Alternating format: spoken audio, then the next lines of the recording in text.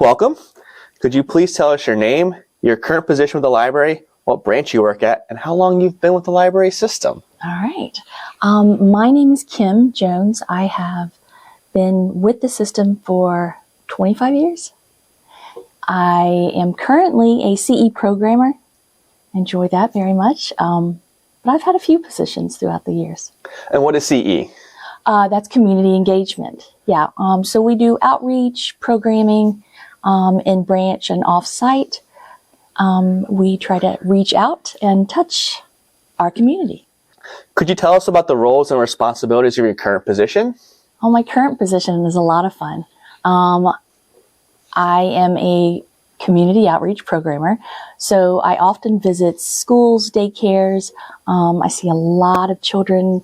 We go in with lessons and books and songs and rhymes. We do all kinds of things. A day-to-day for me might be I come in, I gather up my material, whether that be books, craft materials, and I box them up, and then I go off-site. How do you prepare for that job? How do you prepare? I do a lot of research. I do small mini lessons that I take. I'm not really trying to teach anything, just trying to take out books that are fun and encourage everyone to come in and check out some material. Do you have a favorite place that you go to? Oh, favorite place. Gosh. I enjoy the schools and the daycares. Favorite place? Probably the schools. There's so many kids in a concentrated area that it's a lot of fun. The more kids you have, the more enjoyment together when we're doing the stories and stuff. We kind of bounce and feed off each other's energy. So. What schools do you go to? I visit local Edgewood. I visit Rosa Parks. I had a couple private schools that we were going to. I see a lot. Yeah. So you talk about going to daycares. How does that work? Since they're like private businesses, or? Yes. So my manager reaches out. They schedule the classes. I go in and do about a 30-minute visit with each classrooms, and it can be anywhere from toddlers on up to like pre-K. So we're prepared for a lot of age groups. Those are definitely different levels that we visit. What do you find most rewarding about your position? Oh, I enjoy the kids and their smiles. And when you take a lesson or a book that they really connect to and they laugh, or there's a repeating line that maybe they really enjoy singing back to me, that's probably my favorite part. Seeing them here in the branch is nice because then they're like, I saw you in my school. Do you have a favorite book that you like to read to the children, or is it constantly changing? Oh, there's so many books. I mean, I have favorites, but they're constantly changing. I mean, because we get new books in every day. So it's always fun to find that new book and try those out and see which one, because I can think one is really great and I can take it in, and then maybe the kids didn't enjoy it as much as I did. But there are some where they really connect to, and it's fun to watch their eyes and their laughter when you're reading the book. So hard to pick a favorite. I do love that. I love that. Do you find anything challenging about the job? Do I find anything challenging? I enjoy it. My personality is I kind of like to do different things each day.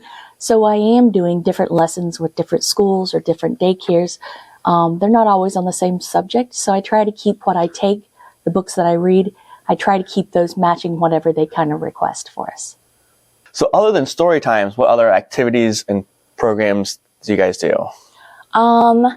Let's say if we're doing a bear story time, we may have a book where it's a nonfiction, where we talk about where the bear lives, what the bear eats, how big the bear will get. But then we'll pull over and we may also talk about how bear starts with B. So we'll have a B that on the back of their sheet that I take into the classrooms where they turn their B into a bear. So it's lots of fun. So we try to find different ways where they can connect.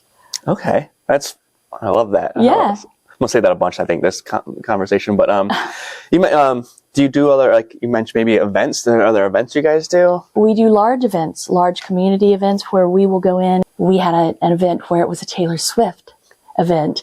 A lot of fun. We took in bracelets, so we all made Taylor Swift bracelets, the friendship bracelets. So that was really fun. A lot of people at that event, a lot of kids really connected to that one. Okay, I know I didn't put it on our list, but I'm going to ask, what is story or a summer reading like? Summer reading program like? What is summer reading? Summer reading is a lot. There's a lot that goes into that. It can be story times in the park. It can be story times at branches. It can be summer lunches that we do. It can be big performers that we bring in. There are a lot of things that go into summer reading for sure. In your current position, what is your favorite project? My favorite project that I really connect to is probably going to be the Shoes for the Shoeless, where you connect with the community, the kids. I feel like that's a really good program that I 100% am proud of us for doing that. You mentioned that you've been for the library for roughly 25 years. Mm-hmm. Could you tell us how you got started at the library? How I got started? Well, I actually started as what was then called a page. I would work part-time, and it was a nice part-time job because it was close, it was local. I had young children at the time, so I could go in and do my hours after they went to kindergarten and still have a job outside of that. Are you from the Trenton area? I am. I am born and raised probably in Trenton.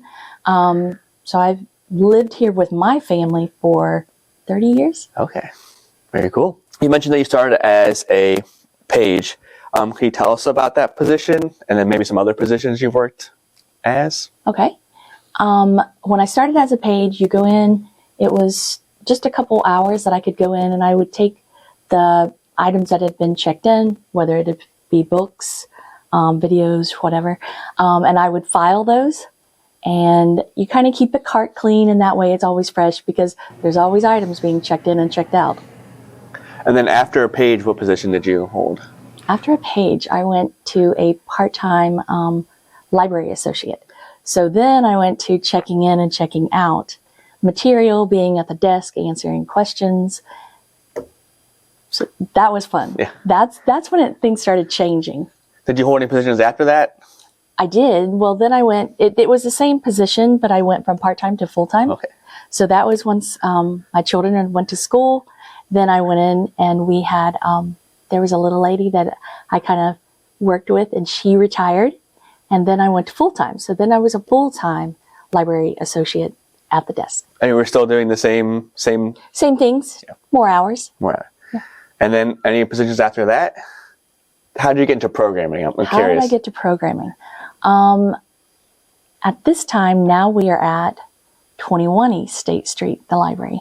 So I started doing children's programming because it officially had its own small room that we could do programming. So they were wanting to increase programs and offerings that we offered to the public. So they asked if I would be interested. And of course, having had small kids at the time, I was like, oh, yeah, I think I can do this. So did that become the main part of your job, or was it still just a part of your overall duties? Like, were you still doing?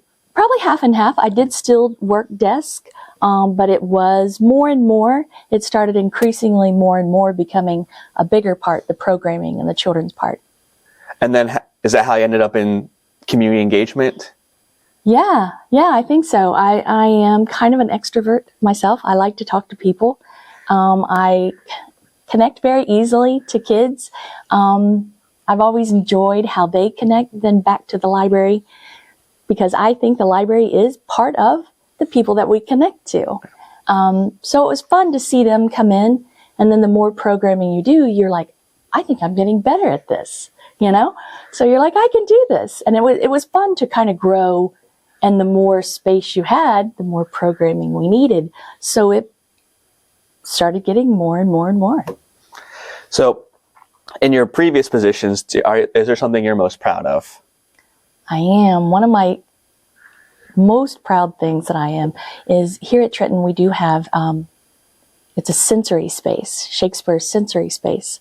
And I am very proud to even have worked even just a small part of that program that reaches out to communities that had, up until that point, there weren't a lot of offerings. Can you describe the sensory space a little bit more detail or anything? The sensory space is really very proud of that space. So it has a lot of light. It has a lot of tactile things, movement. It's not just for any one group. Everyone enjoys the sensory space. It's like I said, it's lights, sounds, tactile. All of those things can be a lot of fun, and it's fun to see how they connect and then how excited they are to come back once they've been, gotten past the first time. Very cool. We're going to shift gears a little bit, talk about some of the old Trenton buildings and branches. Okay. You mentioned before the interview that you worked at the 17 East Street location, Trenton's first location, for just a few months. Can you give us your brief experiences about that? That was a shared historic building inside of Trenton, very close to the police station. It actually shared the building. The building was cut in half, and the right side was the library, and the left side was the Historical Society. So you're talking a one row. When you would open the door, you would almost even hit the checkout desk. Very small space. I was only there for a couple months because during that time we were transitioning from the 17 East State Street to the 21 East State Street. So speaking of the 21 East State Street building, which we moved in 2000, what do you remember about the branch? It's going to sound funny, but the space, it was so much bigger. And like I said, it had its own, officially we had our own space for children's or just programming in general. But we often used it for story times. And it was nice to have a space that was just for those purposes. So what was it like working there? Fun. It was really fun to see a lot of the people's reaction to the bigger space. Just the notoriety in a small town that us moving caused. That was kind of fun because we'd have more people, and we started offering different services that we had previously not had. So then that started bringing in more and more people. That makes sense. What was unique or interesting about that branch specifically? Oh, another historic building in Trenton. So it had a fireplace, and this is going to sound maybe silly, but we would decorate it seasonally, and the kids would love to come in and see what was out. We would match books with whatever was on the mantle. We had a lot of fun with that space. It's a great space. I think we kind of talked about this, but what challenges did that branch provide or offer? There was a lot. There were a lot of good things, but once you get inside a space, then you start seeing the challenges as well.